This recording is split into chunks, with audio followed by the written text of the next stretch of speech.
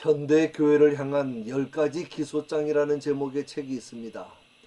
미국의 폴 워셔 목사가 쓴 책으로 많은 현대 교회가 교회됨을 잃어버리고 하나님의 영광을 훼손시키고 있는 10가지 이유를 제목으로 해서 주님 앞에 고발하는 내용입니다. 10가지 중에 4가지만 간략하게 말씀드리겠습니다. 첫째는 하나님에 대한 무지입니다. 하나님의 주권, 사랑, 공의, 진노, 초월성, 거룩성 등 하나님의 속성에 대해 아는 것으로부터 신앙생활이 출발합니다. 그런데 교회를 오래 다닌 사람들조차도 하나님이 어떤 분이신지를 제대로 모른다는 것입니다. 신앙의 대상에 대한 올바른 지식이 없으니 신앙생활을 제대로 할 수가 없습니다. 둘째는 사람들의 죄를 지적하지 않습니다. 기독교의 출발은 세상에 의인은 없나니 하나도 없다는 것입니다. 성령님의 주된 사역 역시도 세상에 오셔서 죄를 책망하시는 것입니다. 그런데 오늘날의 설교는 죄는 지적하지 않고 세상에서의 성공 비결이나 개인의 자존감을 높여주는 이야기가 주를 이룹니다. 그것이 교회 안에 교만하고 위선적인 신자들로 넘쳐나게 만드는 제일 큰 요인이라는 것입니다. 셋째는 예수 그리스도의 복음에 대한 무지입니다. 세상의 부귀영화와 소원 성취를 약속하는 것은 복음이 아닙니다. 짝퉁 복음입니다. 성경적 복음은 회개하고 내 죄 때문에 십자가를 지신 예수님을 믿고 성화의 삶을 살아야 한다는 것입니다. 요약하면 회개, 믿음, 성화 이 3가지가 복음인데 현대교회가 이것을 강조하지 않는다는 것입니다. 넷째는 권징 부족입니다.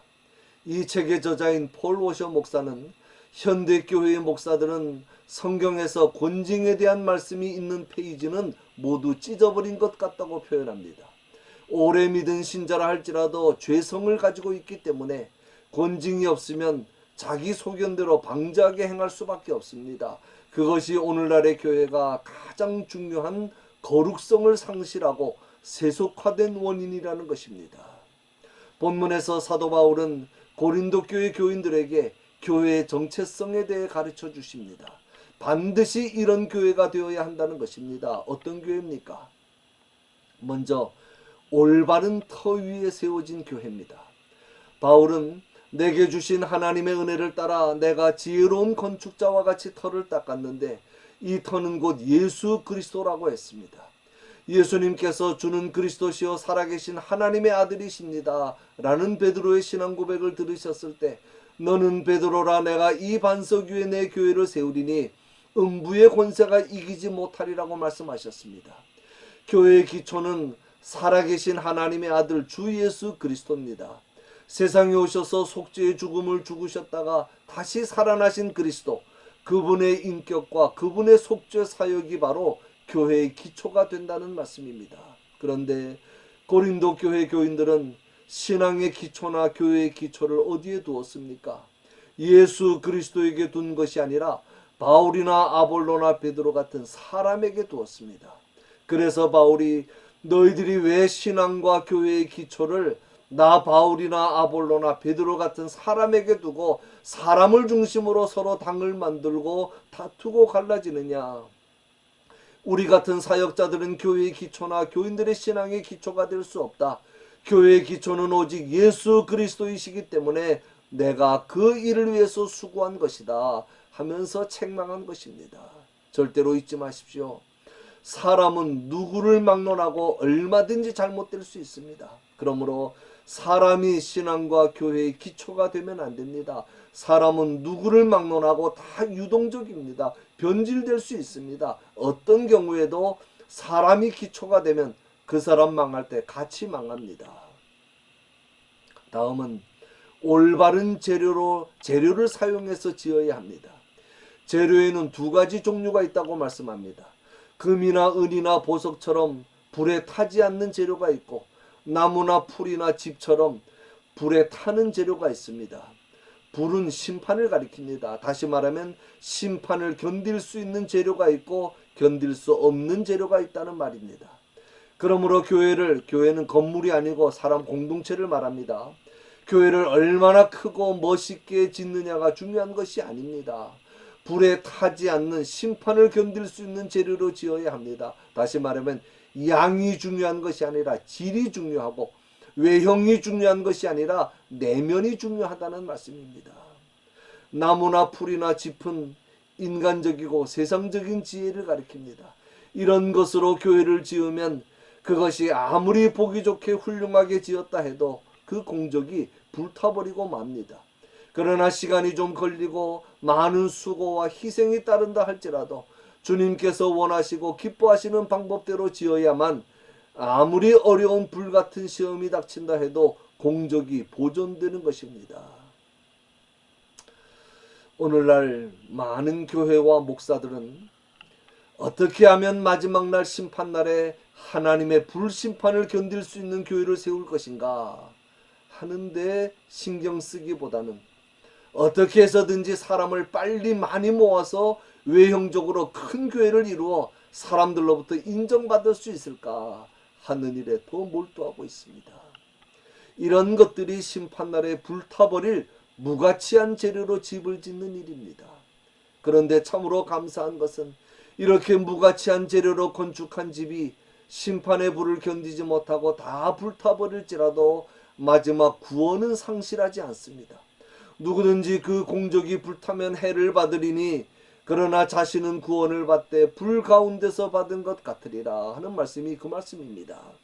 심판의 불 가운데서 자기의 몸만 겨우 건져내는 부끄러운 구원을 얻는다는 말씀입니다. 왜냐하면 그래도 기초는 예수 그리스도에게 두었기 때문입니다. 다음은 마지막으로 교회는 깨끗하게 지어야 합니다. 바울은 하나님의 성전을 두 가지로 설명합니다. 15절까지는 그리스도인 공동체로서의 교회를 하나님의 성전으로 말씀했고 16절부터는 교회 공동체를 이루는 신자 개인을 하나님의 성전으로 말씀했습니다.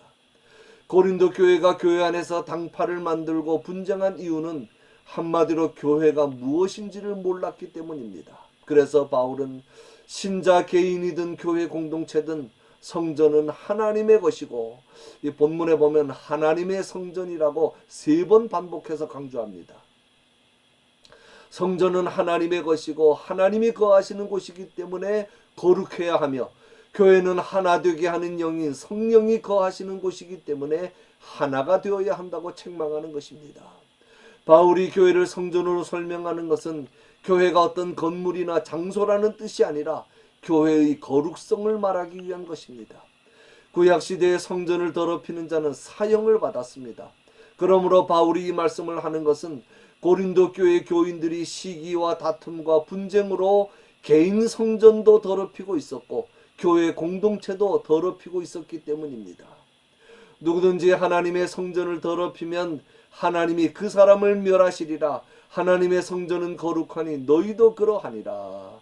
여기에서 하나님의 성전을 더럽힌다는 말의 헬라어 원문의 뜻을 보면 이 더럽힌다는 말은 두 가지 뜻이 있습니다. 파괴한다, 이 멸한다. 성경책 아래 각주에 보면 멸하면이라고 되어 있습니다. 이 멸한다는 말과 부패시킨다는 뜻 두 가지입니다. 교회에서의 다툼과 분쟁은 교회의 부패와 파괴를 가져옵니다. 죄 중에 가장 큰 죄는 성전 즉 교회를 파괴하는 죄입니다. 교회를 파괴하는 행위를 하는 사람은 그 누구를 막론하고 하나님께서 그를 또한 파괴시키실 것이라고 말씀합니다. 멸한다는 말은 파괴한다는 뜻입니다. 이 경고의 말씀은 교회 밖에 불신자들을 향한 경고가 아닙니다. 교회 안에서 잘 믿는다고 하면서 열심히 신앙생활을 한다는 사람들 중에 교회를 부패시키고 파괴하는 자들이 많이 있을 것이라는 경고의 말씀입니다. 고린도 교회 교인들은 교회를 어떻게 파괴하고 있었습니까? 그들이 자기 개인 신앙은 물론이고 다른 사람의 신앙과 교회 공동체까지 파괴하게 된 원인은 두 가지입니다. 첫째는 인간적이고 세상적인 지혜와 지식을 앞세웠기 때문입니다. 세상 지혜는 결국 자기 꾀에 빠지는 어리석은 것이며 헛것이라고 19절과 20절에 말씀합니다. 그러므로 개인 신앙생활에서도 그렇고 교회 생활에서도 그렇고 인간의 지혜나 세상 지식을 앞세우거나 세상적인 방법으로 하려고 하면 안 된다고 하는 것입니다. 두 번째 원인은 교만 때문입니다. 그러므로 누구든지 사람을 자랑하지 말라고 말씀합니다. 교회의 지도자들은 교인들을 위해 존재하고 22절에 있습니다. 교회의 지도자들은 교인들을 위해 존재하고 교회의 지도자나 교인들은 모두 그리스도와 하나님을 위하여 존재합니다. 그러므로 세상 지혜를 따라 서로 치켜 세워주고 교만하지 말고 하나님만을 자랑하고 높이는 교회가 되어야 한다는 말씀입니다. 결론입니다. 여러분, 신앙의 기초를 잘 정하시고 불에 타지 않는 재료를 사용해서 신앙의 집과 교회 공동체를 바르게 세워나가시기 바랍니다. 인간적이고 세상적인 것들은 다 흔들리는 기초이고 싸구려 재료들입니다. 그런 것들은 심판날을 견딜 수 없습니다. 예수 그리스도만으로 우리의 신앙과 교회의 기초를 삼고 예수 그리스도에게만 초점을 맞추고 예수 그리스도의 영광만을 위하여 겸손하게 우리의 모습은 다 죽어지고 감추어지고 협력하며 충성해야 합니다. 그리하므로 머지않아 불같은 심판이 임할 때 우리 모두 주님 앞에 아름다운 모습으로 설 수 있기를 주님의 이름으로 간절히 축원합니다.